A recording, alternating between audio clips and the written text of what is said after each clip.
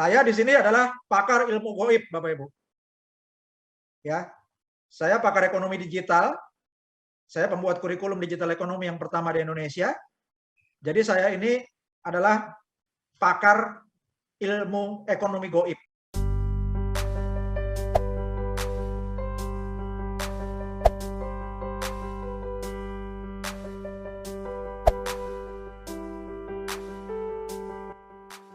Semangat pagi Bapak Ibu sekalian di seluruh Indonesia.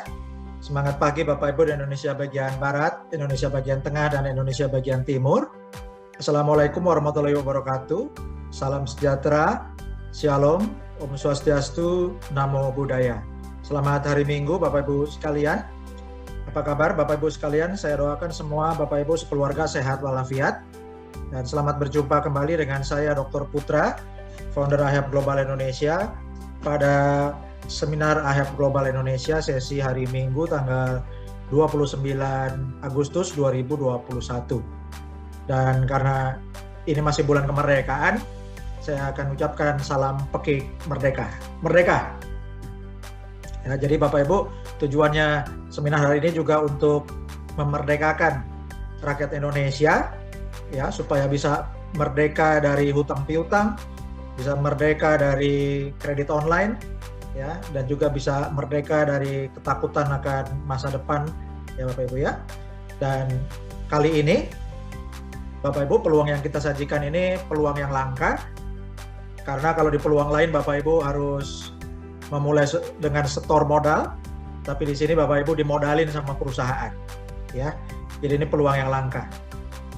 Kali ini aja Bapak Ibu ya, dimodali oleh perusahaan. Sebetulnya kita bukan yang pertama Bapak Ibu ya untuk dimodalin perusahaan. Gojek sudah melakukan ya Bapak Ibu ya. Gojek memodali perusahaan pengemudi dikasih bonus, kemudian penjual makanan dikasih bonus, kemudian pembeli dikasih diskon ya. Jadi setelah berjalan ya baru ada bagi hasil gitu ya.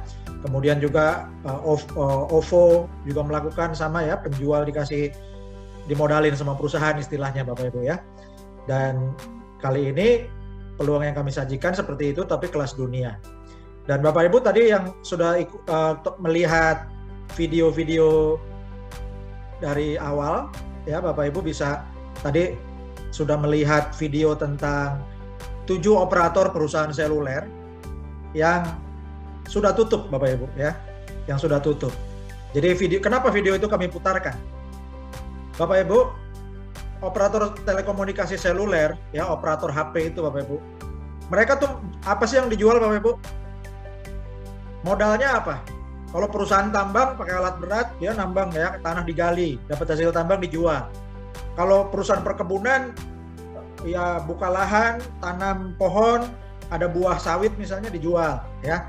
Perusahaan telekomunikasi seluler dia nggak gali apa-apa, mereka tidak menambang apa-apa, mereka tidak menanam apa-apa. Jadi apa Bapak Ibu yang dijual sama operator seluler? Angin Bapak Ibu, angin ya. Yang dijual sama operator seluler itu angin. Ngerti maksudnya angin? Ya, gelombang radio Bapak Ibu. Yang dijual sama operator seluler itu gelombang radio. Ya, gelombang radio itu ada di udara ini. Ya, makanya istilahnya kita bilang bisnisnya modal angin. Ya, tapi ternyata nggak bisa pakai berbisnis jualan angin, modal angin nggak bisa Bapak Ibu. Ya, kalau mau bisnis gelombang radio seperti operator seluler, modalnya triliunan. Sudah keluar modal triliunan Bapak Ibu. Bisa tutup nggak? Bisa tutup Bapak Ibu ya. Karena itu tadi sudah saya sajikan 7 perusahaan operator seluler yang pernah eksis di Indonesia, tapi sekarang sudah tutup. Ya, tadi videonya ada Bapak Ibu, saya nggak putarkan ulang ya, supaya kita maju terus. Ya, nah sekarang kita bisa nggak nih sebagai rakyat mendapatkan penghasilan dengan bisnis modal angin? Ya. Nah ini Bapak Ibu hari ini belajar ilmu aneh nih Bapak Ibu ya. Belajar ilmu goib Bapak Ibu. Ya, yang dijual nggak kelihatan, angin Bapak Ibu. Gelombang radio yang dijual. Ya. Nah, jadi hari ini Bapak Ibu selamat ya. Berterima kasihlah pada pengundang Anda Karena Anda akan belajar bagaimana menghasilkan uang secara goib. Ya, modal angin Bapak Ibu. Ya. Nah, saya di sini adalah pakar ilmu goib Bapak Ibu. Ya. Saya pakar ekonomi digital. Saya pembuat kurikulum digital ekonomi yang pertama di Indonesia. Jadi saya ini adalah pakar ilmu ekonomi goib Bapak Ibu. Karena saya bisa menghasilkan uang dan mengajarkan banyak orang Bapak Ibu untuk menghasilkan uang. Saya adalah juara dunia di bisnis digital network marketing tercepat di dunia, yang sekarang membernya ada 34 juta orang Bapak Ibu. Juara dunianya bendera merah putih dari Indonesia, timnya saya yang pimpin. Dan saya akan membantu Bapak Ibu, saya akan pandu Bapak Ibu supaya bisa menggunakan ilmu ekonomi goib ini, ya, ilmu ekonomi digital, ya. Bagaimana dengan modal angin, dengan modal gelombang radio maksudnya, Bapak Ibu bisa hasilkan rezeki yang berlimpah, ya. Jadi Bapak Ibu modalnya adalah namanya ilmu goib. Bapak Ibu harus belajar, rajin belajar, ya, rajin belajar. Dan kalau sudah punya ilmu, Bapak Ibu nggak bayar saya, tapi Bapak Ibu bayarlah dengan membagikan ilmu ini ke rekannya Bapak Ibu yang lain. Ya, kalau di Amerika ini istilahnya pay it forward, bayar ke depan, bayar ke orang berikutnya. Saya ngajar Bapak Ibu, Anda nggak bayar saya, Bapak Ibu ajarkan orang berikutnya. Oke? Jadi biar ilmu goib ini bisa sama-sama untuk meningkatkan perekonomian rakyat Indonesia. Kita nggak bisa nunggu pemerintah Bapak Ibu ya. Pemerintah sudah sibuk dengan program negara. Kita saling tolong-menolong. Inilah cara gotong royong di era digital Bapak Ibu. Ya. Jadi inilah cara gotong royong di era digital. Oke? Dan Bapak Ibu, kita akan mulai karena sudah 300 rekan bergabung, 300 sultan bergabung ya. Jadi kita akan mulai, dan Bapak Ibu, terima kasih Bapak Ibu, dan saya ucapkan selamat untuk para sultan pengundang ya. Dan Bapak Ibu yang baru pertama kali hadir di sini, berterima kasihlah pada pengundang Anda, karena tanpa Anda diundang oleh rekan-rekan Anda, tanpa direferensikan oleh sponsor Anda, Bapak Ibu tidak akan sampai ke sini. Jadi Bapak Ibu tidak akan dapat ilmu goib ya. Ilmu goib ya Bapak Ibu. Barang digital itu kan barang goib Bapak Ibu ya. Kelihatan nggak barangnya? Coba saya tanya sama Bapak Ibu, produk digital itu contohnya apa? Ada yang tahu nggak? Produk digital, yang tahu tolong ketik di chatting. Produk digital itu contohnya apa? Kita tanya jawab dulu nih sambil nunggu rekan-rekan lain bergabung, biar 350 orang. SMS, WiFi, e-book.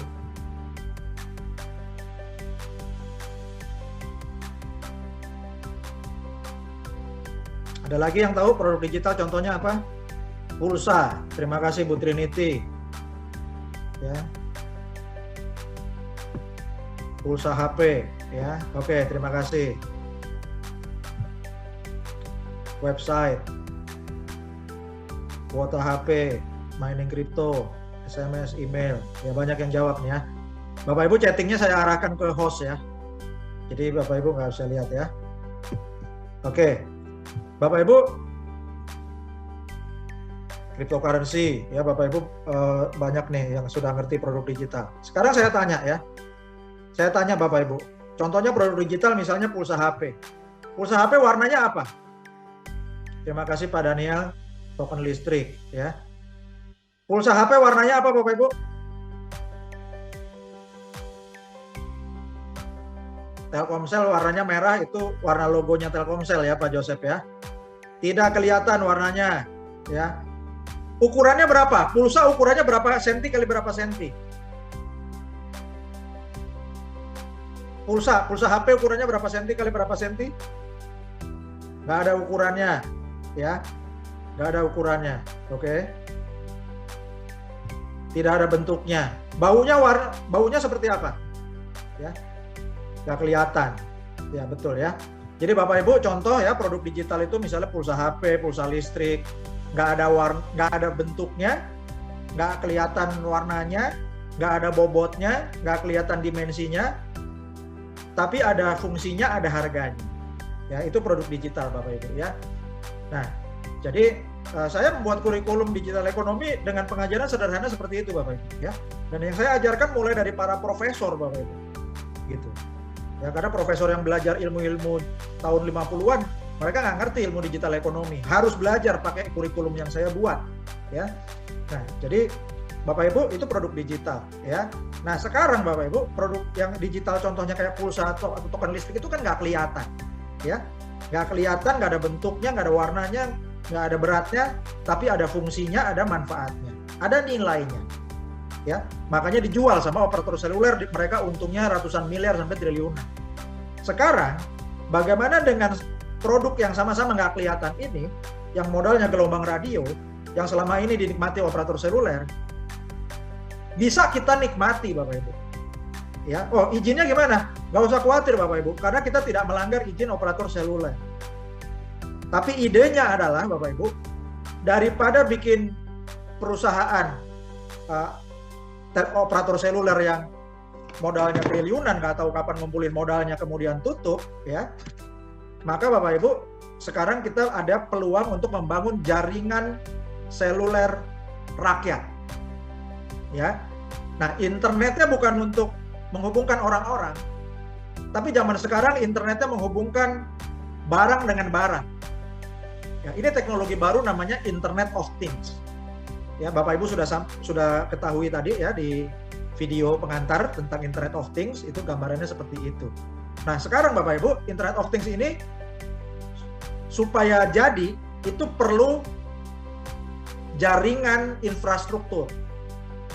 Kalau pakai operator seluler itu sangat mahal, Bapak Ibu.